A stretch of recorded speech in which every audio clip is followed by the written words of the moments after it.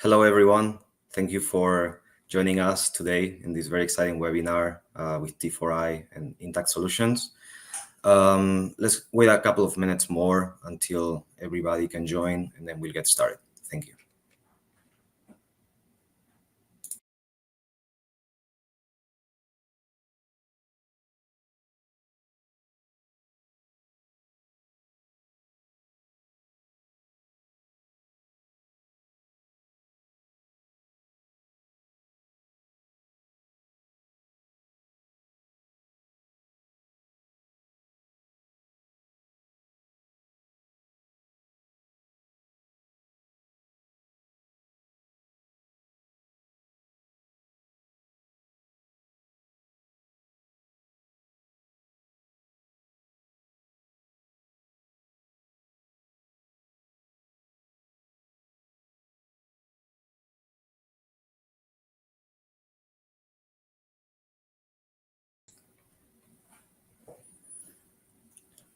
All right, let's get started then.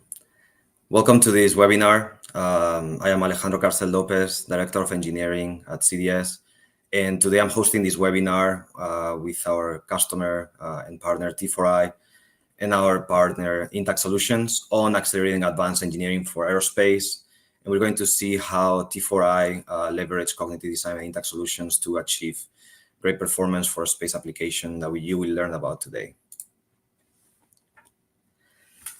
So, as I said, I'm Alejandro Carcel Lopez, Director of Application Engineering and Services at Cognitive Design Systems. And today with me, I have Nicola Belomo from T4i, CTO at T4i, Carlo De Ambrosi, R&D engineer at T4i.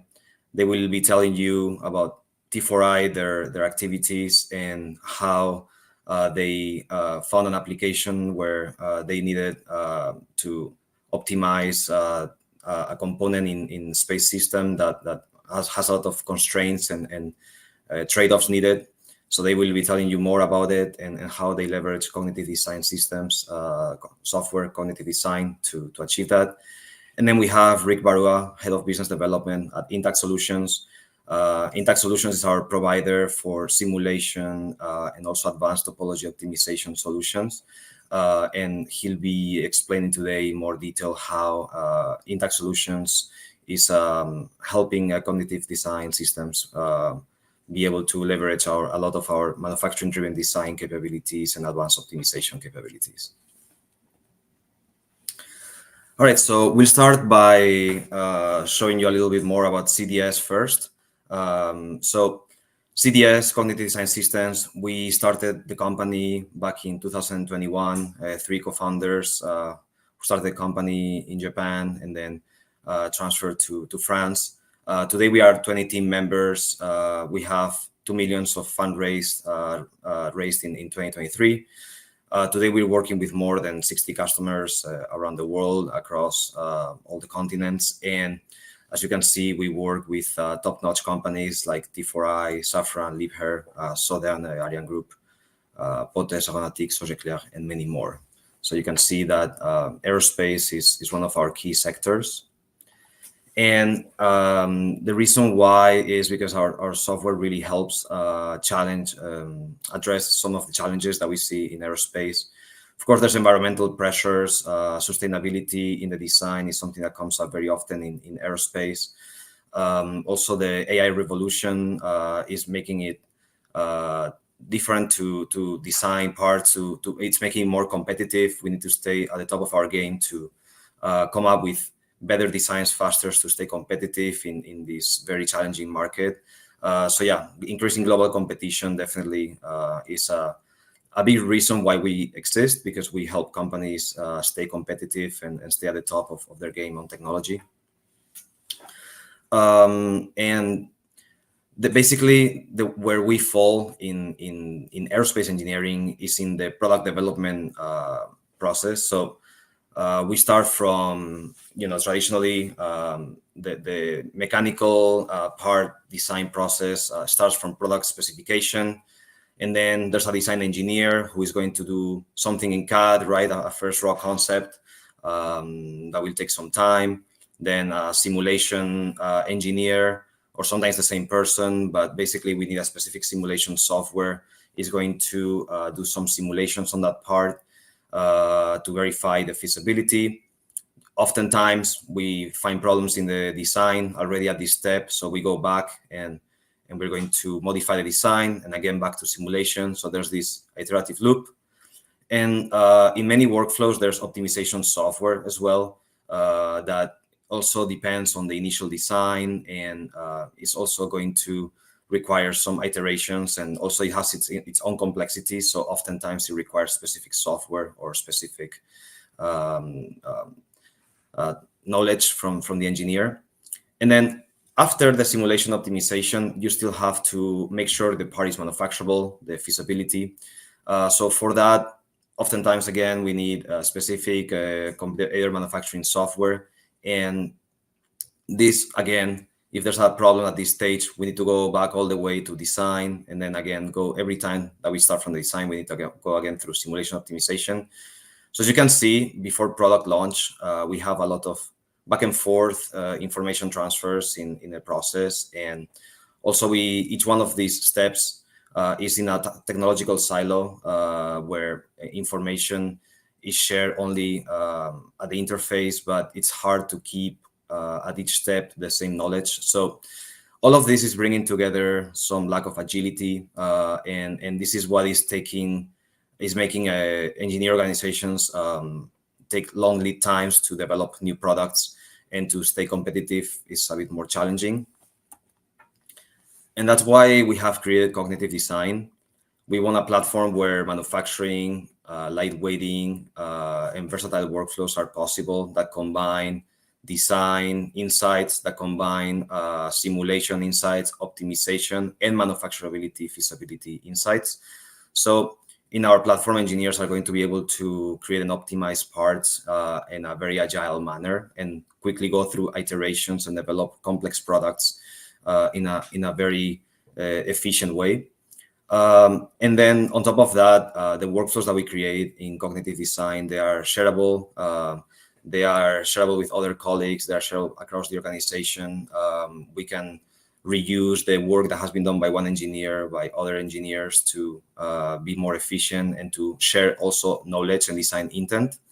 And then at organization level, this is going to allow to bring together multiple disciplines and overall bring the project management metrics better in terms of costing, in terms of sustainability, and also feedback into PLM and MBSE solutions where the data is needed from the efficiency of the designs produced. So the key technological differentiators that allow us to do all these high performance workflows is our implicit modeling technology, which is highly efficient at handling complexity and highly robust. It doesn't break. So for design iteration, it is perfect.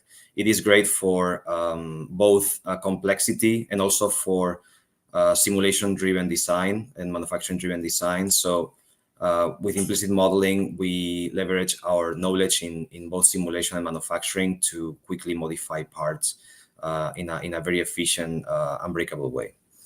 And we combine that with our parametric design approach, which allows engineers to easily construct workflows with a very logical process, and then to be able to reuse them eventually for different parts, share them with other colleagues, and reuse the same engineering knowledge. So with our implicit modeling and our parametric design, we enable different capabilities. For example, design exploration. For a specific part, we are able to build workflows that combine, let's say, for example, some simulation-driven design, manufacturing-driven design, topology optimization, some other techniques such as generative design, and we can explore different concepts with different strategies very, very fast without breaking the geometry, getting simulation, performance, and manufacturing metrics every time. So from some of our use cases, we've seen up to 50 times faster concept exploration than in traditional CAD systems. Also, in our previous webinar, we showed you this part, the gearbox housing, and there we saw how we can 10 times faster than CAD connect all the interfaces while keeping, for example, the part die castable, right? Or it can be for additive manufacturing, for die casting, for machining. So yeah, with these workflows, we are able to automate tedious tasks that take a long time in CAD. We also have multi-constraint optimization. We will see a little bit of this today. This case by T4i is one that could benefit from it precisely, where we have competing requirements and we need to find the best trade-off. And this is oftentimes very complex, but we have, with our design exploration, generative design capabilities, and our multi-constraint optimization, we are able to tackle this challenge and get much faster to the best trade-off between performance and other requirements. Finally, because we bring design for manufacturing into the software, we are able to not only make highly performant parts, but also manufacturable parts that are feasible, so that we reduce that friction between design and manufacturing. And this is very important at the design stage already, again, to be able to accelerate the design process.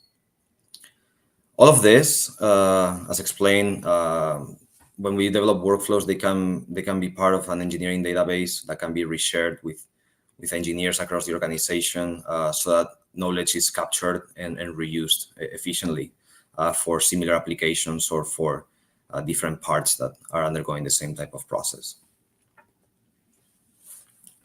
To go a bit deeper into that, here's an example of what we mean by that. So here we have a specific generative design workflow with some simulation-driven design and manufacturing-driven design. And we have two completely different parts. So these two projects, we don't need to change anything in the workflow. We just need to input the new design space, the new interfaces, the new regions to be fixed, regions to be loaded, and the load cases. And you don't need to build a workflow again. The workflow is already built. You just put the new input data through it, and then you get the output immediately. So this allows us to standardize engineering workflows for reuse. This is a way to keep know-how always, no matter the team or the type of part that we're working on. Also, because as you will see today in the software, we are able to do this in a very synthetic, organized way. It is easy to read, easy to learn, easy to transfer. And yeah, engineering and design intent are properly captured and reused. So up to here, now Rick will talk about how impact is being leveraged by CDS. Thank you, Alejandro. Thanks for having me today. We are excited to partner with CDS on their journey. So Intact Solutions, we've been around for over 25 years, mainly focused on research and development in simulation technology. We invented we call the immerse method of moments. It's an automated mesh-free technology. Why are we doing this? So basically, our goal is to really transform how engineering is done. Right, we want to turn engineers into 10x force multipliers, as in making them more efficient, and how they use engineering technology and simulation is a big part of that across the entire product lifecycle. And what Alejandro was sharing earlier about the typical workflow, that there are many bottlenecks in that, and with our technology, as you'll see with the demonstrations, it really speeds it up. And let's talk about how we're enabling Alejandro and CDS with our technology. If you go to the next slide. So cognitive design is using the Intact SDK. Intact SDK is kind of our underlying technology, right? Under the hood, it powers under hood applications for cognitive design. If you go to the next. So what really our technology does is we're redefining this mechanical simulation. We're focusing on interoperability, heterogeneity of materials, and complexity as well, and geometry as well, right? So basically what we're doing is we're decoupling the geometry from the analysis. And while we're doing this results in there's no FEA meshing. If you're familiar with running FEA simulation, you always have to go through this meshing step. There's pre-processing your geometry, And that really breaks automation. And so we have eliminated that. We're focused on multi-fidelity analysis, and with our plug-and-play integration, it fits directly into cognitive design. And with, I believe the cognitive team was able to develop a prototype in like under 2 months of their software with our technology built in. And on top of this, we have introduced what we call Level Opt. Level Opt is our topology optimization technology that delivers manufacturable CAD-ready designs. And that's very important, right? There's a lot of topology optimization tools out there. They look create very blobby type shapes, right? That's the technical term we're using today. But with our technology, we have, there is no filtering. Again, there is no mesh repair. There's no conversions. There's built-in FEA validation in the loop. It does not behave like a black box. So you have a lot of interactivity with this technology. And that's exactly what cognitive design is able to leverage Intact for. And I can pass it along to the T4i team. I'm excited about what they're doing here. This is going to be fantastic. Thank you, Rick. We're very excited to integrate Intact's technology in our software. And now I'll hand it over to Nicolas and Carlo to show how T4i's application benefited from this. Thank you very much, Alejandro and Rick. I'm Nicolas Bellomo. I'm the CTO of T4i. T4i is an innovative company dedicated to space exploration, and in particular to propulsion system. T4i was founded in 2014, so we are more like 10 years old. And we are a great group of engineers, technicians, administrative, all dedicated to our passion, that is a propulsion system. We do this with creativity and determination, and we enable satellite to move around their orbit, and also we are developing technology to reach the orbit. So we go both for in-space exploration and up to space exploration. And now on, I leave the word to Carlo. Thank you very much. Thank you, Nicolas. So I'm Carlo D'Ambrosi. I'm a structural engineer, and today I will talk to you about the use case of a tank that we needed to optimize. So let's start from the beginning. It's a tank that contains a pressurized fluid. We need it to fit in a CubeSat unit, so a cube of 10 times 10 times 10 centimeters. It will have some internal structures and channels that are needed for printability and to fit the envelope. So we thought that the CDS software could be very useful to design a structure that would be in a faster way than trial and error in a CAD software, than going to FEM analysis and go back and forth, as Alejandro said earlier. So we have an internal pressure of 20 bar, and our objectives were, of course, minimize mass. That is the main driver for anything space related, guaranteeing the interfaces to other parts of the satellite, because of course we work on the propulsion subsystem and we need to interact with all the rest of the satellites, so electronics, antennas, and so on. And this means maintaining surfaces and threaded holes. We want to maximize stiffness and maximize the internal volume, of course, because we need a minimum propellant to achieve the maneuvers that we are required to. Our main constraints were that, of course, internal structure can have any shape. We only want that to ensure printability and structural stiffness. We don't want any confined volumes, because otherwise we wouldn't have access to all the propellant that we store in our tank. We want, as you can see, that the threaded connection need more material. So you can see like some small cubes there. And the component will be 3D printed in an aluminum alloy.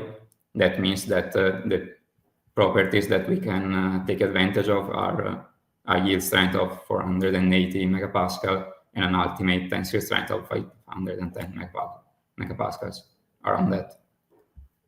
And as I said earlier, the external surfaces could not change during the optimization process. What this means? That we started with the initial shell, the one that you said in the previous slide. We created an internal topological structure with the analysis provided by the CDS software via Intact solution. And this structure was then integrated in our initial shell in two different ways. One that changes the thickness locally of the tank, and the other one is just almost like glued. This brings us to a choice, that is which one is the better one. The two of them have some pros and cons. For example, the bottom one minimizes the surface. That is important, for example, if you work with highly reactive propellant, so you want minimum interaction with the propellant, whereas the top one could have better printability as it is, because like the distance from the shell helps building it in a 3D printer. So, and after that, we integrated with an internal lattice structure to guarantee printability and to lower the stresses in the tank. And at the end, we did a final verification with a FEA software to guarantee that everything was working how it is supposed to work. Here you can see the results of this workflow.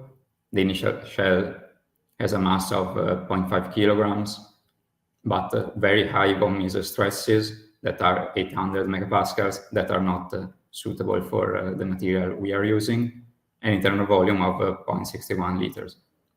You can see just by adding the internal the topological optimization, you can see that the stresses are more than halved, and that means that we can already be safe with our requirements with that, while increasing the mass by 20% and reducing the volume by less than 15%.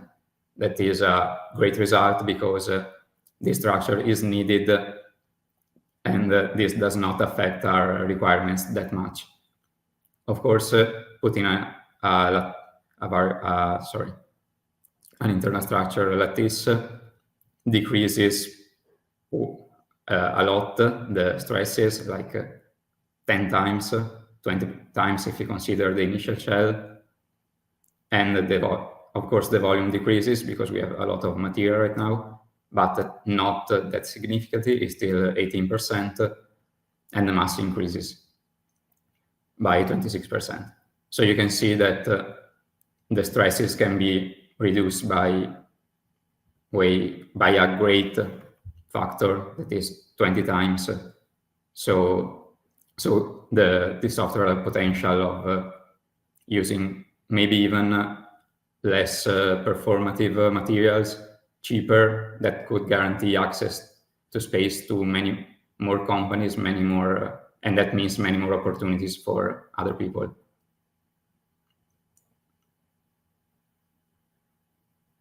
Then we explored different kind of lattices, changing the size of the cells, shape of the cells. As you can see, the results change a little bit between them. Like BBC lattices can take advantage of the full properties of the aluminum, going with stresses up to almost 400 megapascals, while the gyroids and the diamond stay below 100 megapascals, and the volume is still pretty close to the initial one, while the mass still has not increased a lot. So we think that the diamond structure provides a great trade-off between mass, internal volume, and performance. So in a hypothetical way of 3D printing this design, we could go for that one. now I let Alejandro continue. Thank you. Thank you, Carlo and Nicolas. Very exciting to see how far we were able to get in this application and achieve great performance and a great trade-off. At the time, that was done just by manually trying different lattices, and you can quickly get to, okay, this lattice looks a bit better performance, and it doesn't add so much weight or doesn't remove that much internal volume. But at CDS, we know that there's a better way to do this complex type of problem, and that's why we are bringing soon into this workflow as well the possibility of doing design exploration and also accelerate that design exploration using AI. So we have intelligent AI-powered design exploration that allows to explore the different design parameters. For example, we're able to explore, different aluminum alloys. For example, also include the scalum alloy. We can explore different lattice types, the VCC that we saw, lidinoid,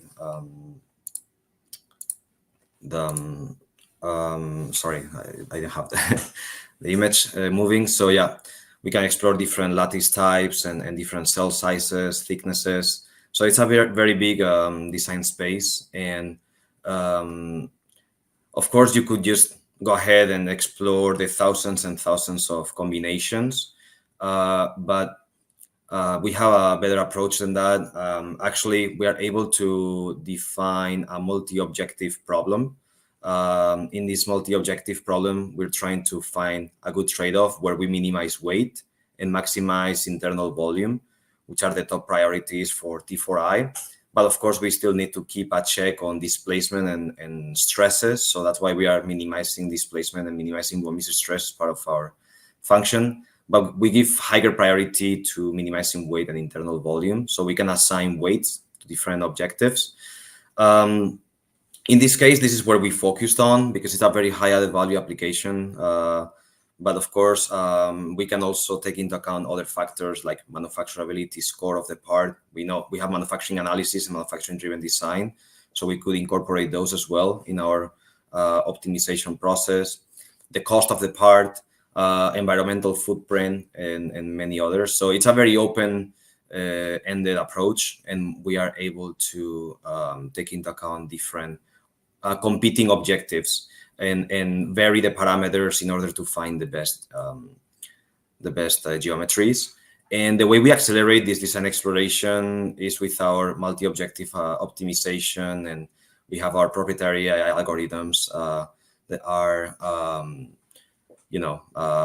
going to basically, instead of exploring thousands and thousands of designs, just by doing a few tens, we already get to the right design direction.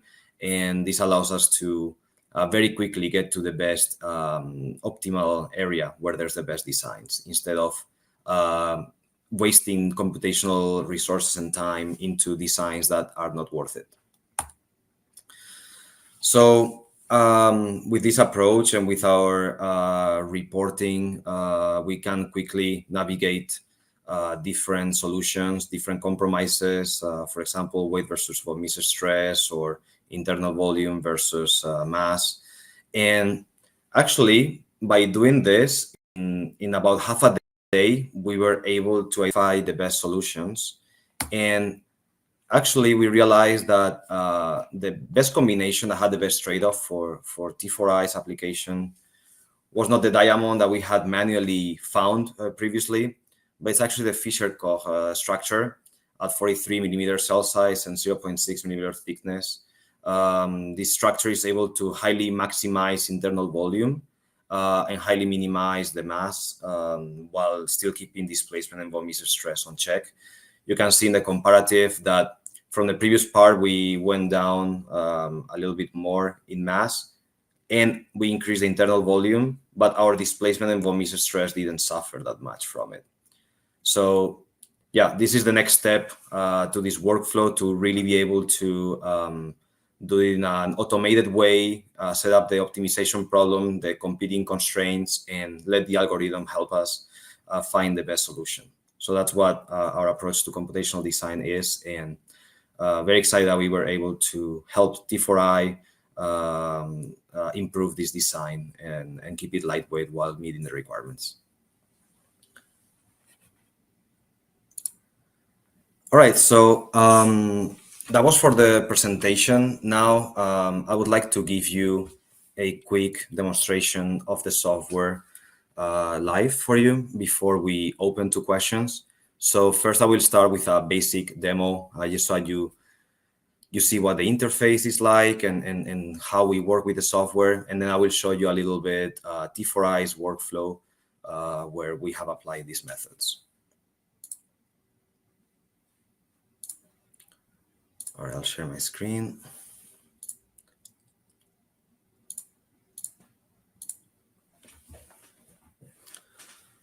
All right, so welcome into Cognitive Design. This is our latest release, the 1.6 version. So we have here the Canva interface where we are able to drop blocks from the different functions that we have here. So we have different modules, right? Here is kind of like the main components where we are going to construct the basic workflows. Then we have different apps that are basically consolidated functionalities that allow you to do things like simulation-driven design, lightweighting, manufacturing analysis, manufacturing-driven design.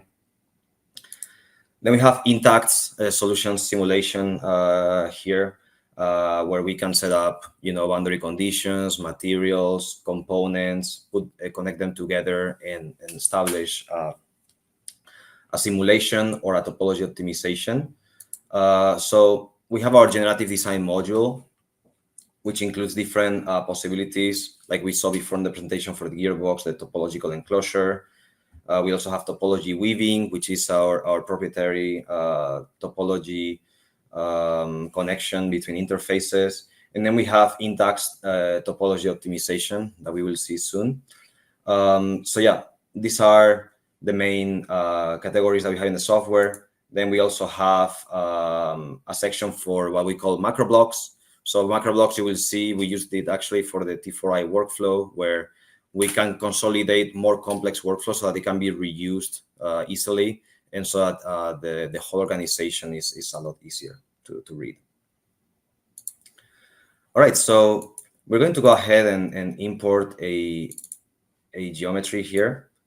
So we can see it here. It's a solid part. We can see it's fully solid inside. Okay. And as an example, I will show you a lightweighting operation here, where we're going to connect this part, and we're going to go ahead and give it, for example, a specific infill. So with our implicit geometry kernel, we are able to very quickly do operations of this kind, where we can generate complex geometries inside of a part without errors and without waiting for too long. Okay, so yeah, that's just a first quick example, but then let's do something a bit more complex. So we are going to set up a quick simulation here and also a topology optimization. So what we're going to do is we're going to select some cut faces in this part. So you see I click here on the select cut faces. Then I am able to navigate the interface. I can select all the cut faces that I'm going to, for example, constrain.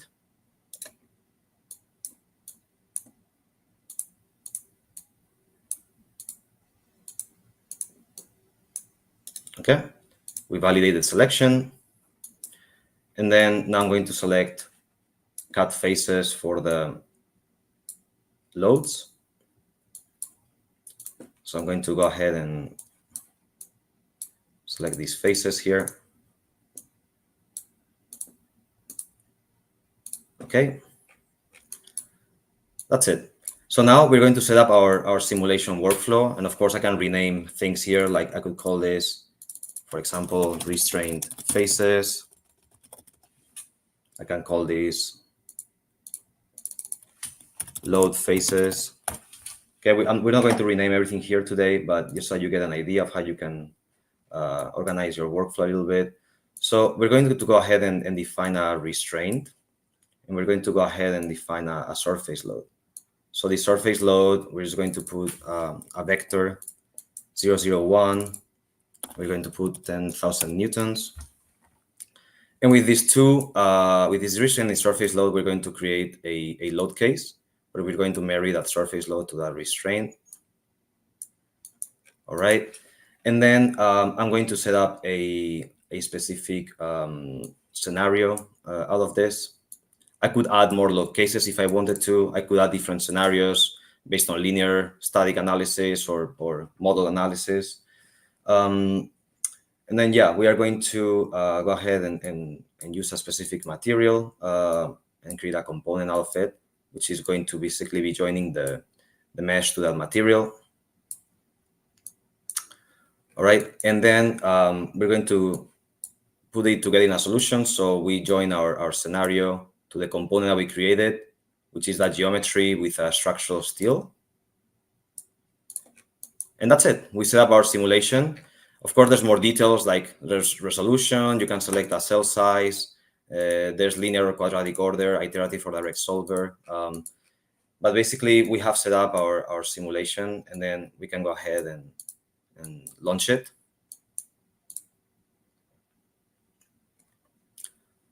And now with Intact's solution solver, we will very quickly get to a result. Here we can analyze things like danger level, displacement. We can see where the higher stresses are, which are quite logical here, right? And of course, we can increase the resolution if we want a more accurate result, but this already gives us a ballpark figure of where our part is undergoing more stresses. And then if we want to set up a topology optimization, all we need to do here is to bring the compute topology optimization and the topology optimization setup.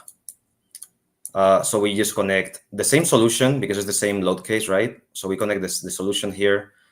We also connect the component there. And there's a bunch of parameters here. I would just retain for now the volume fraction. The others, they help you get more fine results, and they can also help you with the convergence, and also in the design exploration process, you can get different types of geometries. But you see that it was quite easy and fast to set up both this simulation and also this topology optimization. And now, as we are talking here, we will start seeing the optimization process. So you see it's already happening. The geometry is changing. You can see how the compliance is evolving, as well as the volume fraction. So the compliance initially increases a little bit. Compliance is, how much strain you have in your part. And what we want to do is to minimize that. So when the volume fraction starts stabilizing around what we said, which is 0.5, so 50% of the initial volume, then the compliance starts being reduced and the material starts moving. The level set optimization starts moving the geometry so that we minimize that compliance while keeping the volume fraction constraint on check. So yeah, this is a quick demo of how we set up a simulation and a topology optimization in cognitive design. You can see already we are getting a bit of an interesting result here for this load case and this part. So now I will stop this one and just show you quickly in the T4i case what it looked like. So if we go to the initial, you will see that we have some perforations in the initial design space, right? So basically we are optimizing the thickness here. We provided some maximum thickness that is possible. And also we added some perforations. In level set, it is interesting to start with some perforations in the part so that we give more flexibility to the optimizer to move the surfaces correctly to give a even better result. And then as we progress in the optimization, you see that these surfaces start moving. And then we start getting to something a lot more logical. And then we can see that the compliance was minimized. And the volume fraction, which was very aggressive here, it was 0.1, it was met. And we obtained this nice geometry. And as we mentioned before, we did different concepts, like Carlo explained previously. The T4i team was able to generate different concepts with this topology optimization. So for example, here it is with topology optimization directly integrated.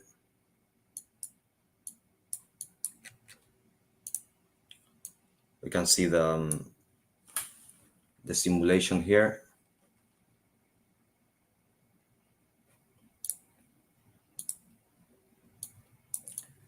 So you can see the stress values and also the displacements. And then we can see with the variable shell as well. So here we can see how we have a variable shell inside of the shell and how that is following the topology optimization that we provided. And then finally, we have the last geometry with the lattice integrated as well.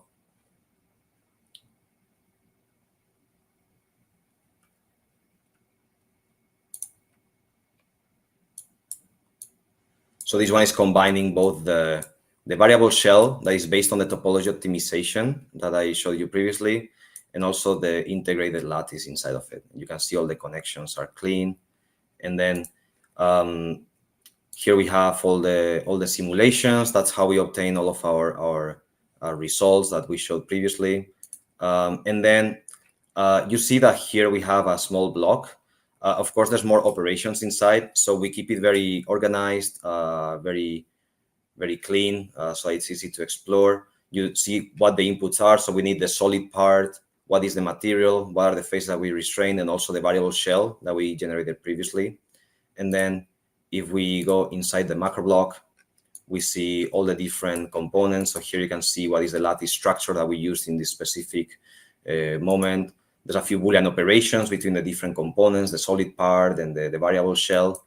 And then basically, as you're working, you're developing these blocks. And then when you want to regroup them, you basically select them and you create a macro block out of them. And that allows you to keep everything very organized and tidy. And then when I want to go inside and modify anything, like for example, the resolution, the cell size that I'm using in the static simulation and so on, I can do all of that here inside and then go back to the main workflow and launch my new simulation. So I hope this gave you a first insight into our software and also how Intact Solutions is allowing us to do all these advanced geometries based on their simulation and topology optimization capabilities integrated into the software, and how T4i was able to benefit from these great capabilities in a real application that is very challenging, and how it didn't take months to develop a good solution, but rather a few days or weeks of work. So yeah, thank you for coming, and now I will be opening it up to questions. Again, thank you for coming. I hope it was interesting, and let's see what questions everybody had.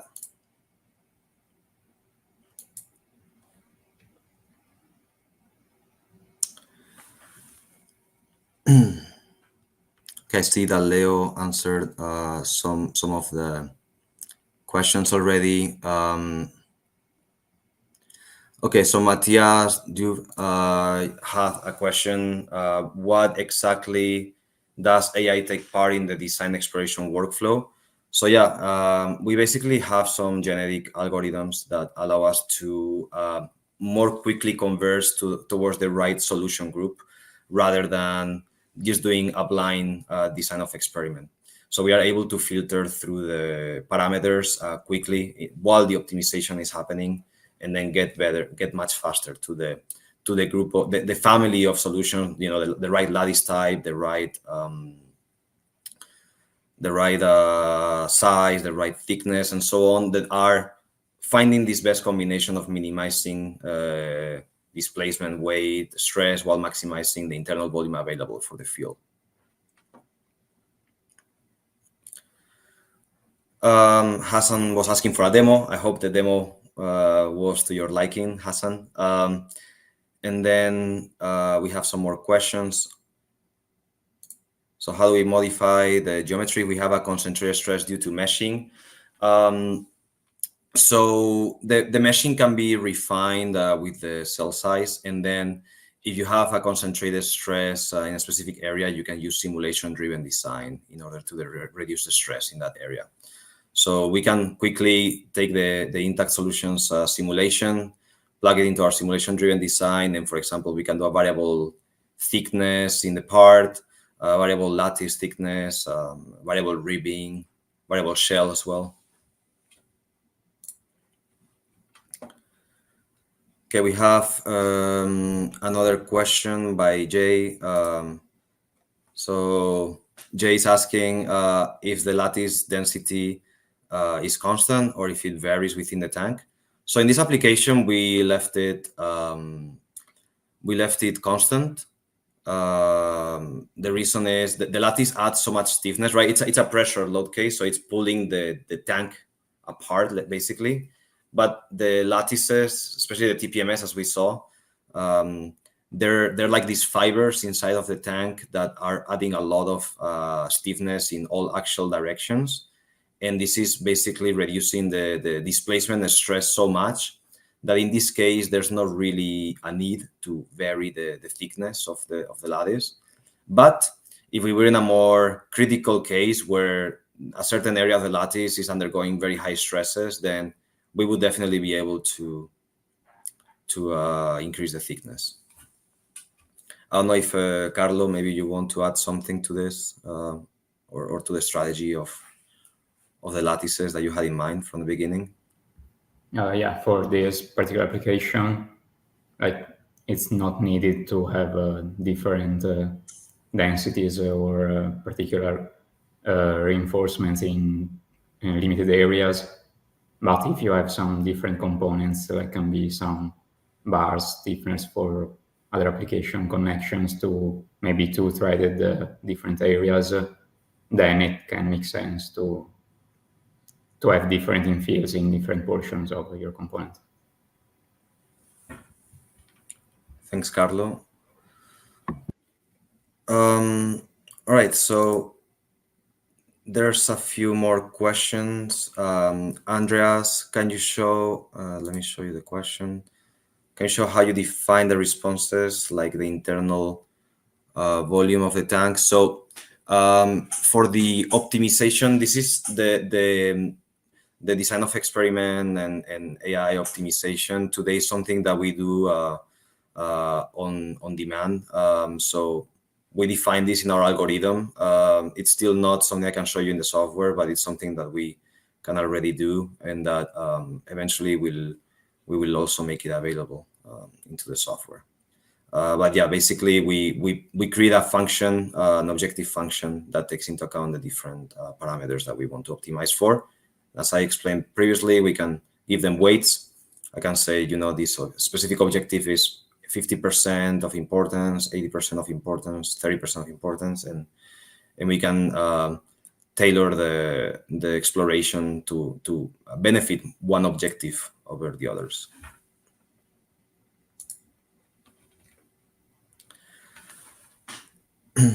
All right, another question by Andreas. So how difficult and stable it is to write out a FE mesh, including constraints and other conditions for doing nonlinear simulations with another solver.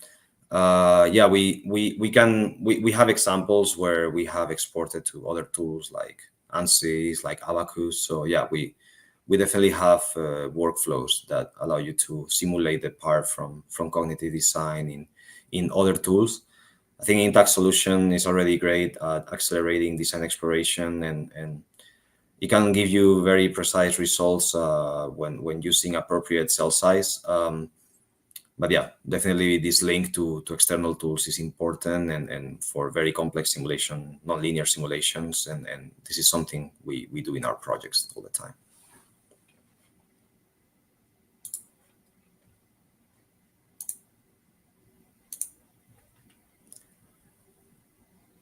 All right, so I think that's all the questions that we have. That was quite a few. They were very interesting, so I appreciate your interest. Again, thank you for joining us today. It was very exciting for us at CDS to have our partner Intact Solutions with us, and you see that we can make great things together. And it was very exciting for us to have T4i and show a real world application that is benefiting from this synergy. So, any last comments by anyone?